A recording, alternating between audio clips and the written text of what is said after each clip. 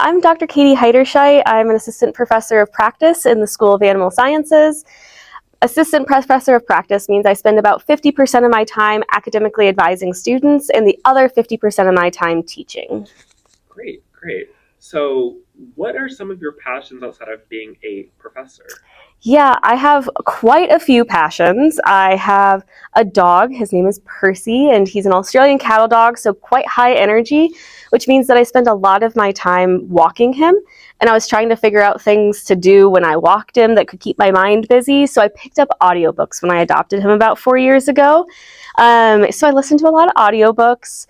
I also, in the vein of listening to audiobooks while doing things, I bake a lot, so I love to bake cakes and cookies and pies. I actually, on my last trip to the UK, where I adore their baking that they do over there, I picked up basically a gigantic baking book. So I'm trying to bake my way through that as well.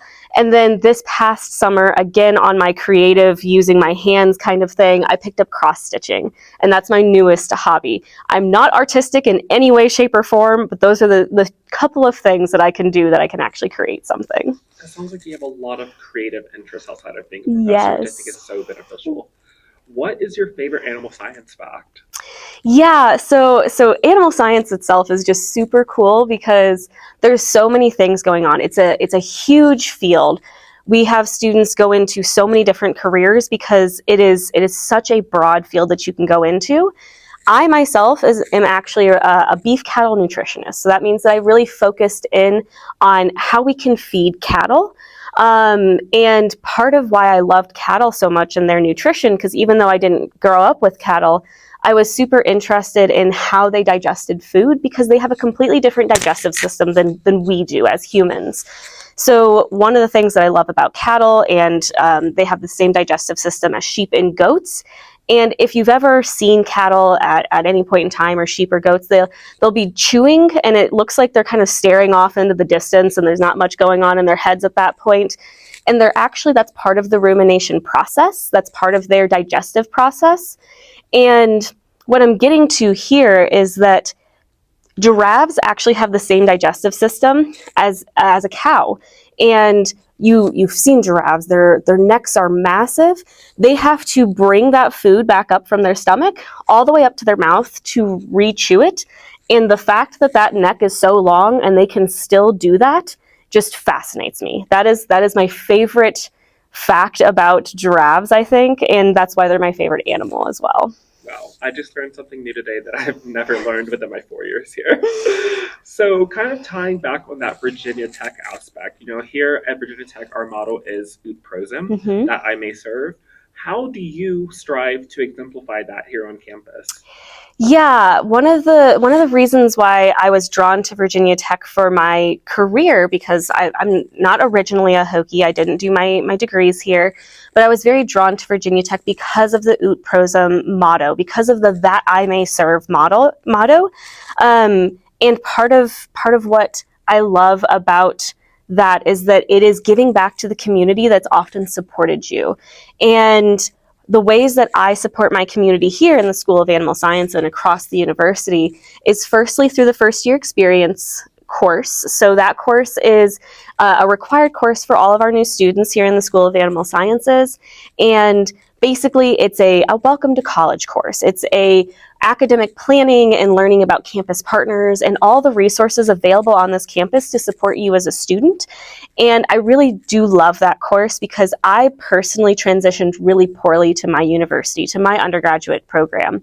I didn't feel like I belonged. I felt like I wasn't prepared for the sciences, or that I shouldn't be a scientist. I shouldn't go into that field. And I was really worried. But this program, I'm so passionate about the first year experience program because it is supporting those students during that time. And I love being in service to the students in that way. Another way I'm in service to students is through academic advising. I mentioned it's half of my job, and I love sitting down and speaking with students about what their career goals are or what courses they want to take, because every student's different, so every day is different. And I really love that as well, because working with students is just something that I wanted to do. I figured out partially through my PhD that I didn't want to go into research after I finished. I just wanted to help people. And one of the huge things that drew me to Virginia Tech was that I was going to get to just help people as a job. And that just was something I really, really wanted to do. I think that's very exceptional to say because, a lot of professors and a lot of students sometimes feel that these professors don't really care. So I think it's very great that you have such that inherent drive. Yeah. Tying on to our last question. So the class of 2029 is now applying to Virginia Tech. What's one piece of advice you want to give them as they're applying this year? Yeah, one thing that I always recommend to my students, no matter what they're applying for, whether they're applying to college, to their undergraduate program, or to a graduate program like veterinary school or a master's or a PhD, or to a job, to a position, to a career, is that there's almost always a written component to all of these applications. That means that there is some sort of essay that goes into this or something along those lines. And it's going to be one of the first impressions that you give whoever is on the other side of that. So that means that it's really important that you work on those essays early. Because as a reviewer, as a person in a position where I'm looking at your documents for the first time, sometimes you can tell that it was written in a panic because it was last minute and it was just thrown together. There wasn't much thought put into it. So I highly recommend start at least 2 months early. Try to get that first draft down in a few days, work on it for a few days, and then literally just put it away. Don't think about it, put it to the side, exit out of that document on your computer, and ignore it for at least 2 weeks. Reopen it after 2 weeks and read through it. Before you start typing it all, just read through it. You will find all the mistakes you made on your first time around, and then you can start to really polish it after that, because now you're like, oh, I've had a couple of weeks to think about it. I talked with my family about it, or my friends, or my teachers in high school about what I should include in this, and now I can really start to weave that stuff in. After you get done with your second draft, give it to someone. Give it to a teacher. Give it to your family or your friends. Someone who can read over it and be like, this might sound a little wonky, or maybe you should include this here because it really shows off your personality a bit more. And then by the time that you go to actually turn it in, it has been reread and polished so many times that it is good to go and you don't have to worry about it. And you can be very proud of the thing that you turn in. Great. Well, thank you very much, Dr. Heiderscheit. And I hope you guys enjoyed our interview here. Tune in next time for Faculty Series Part 2.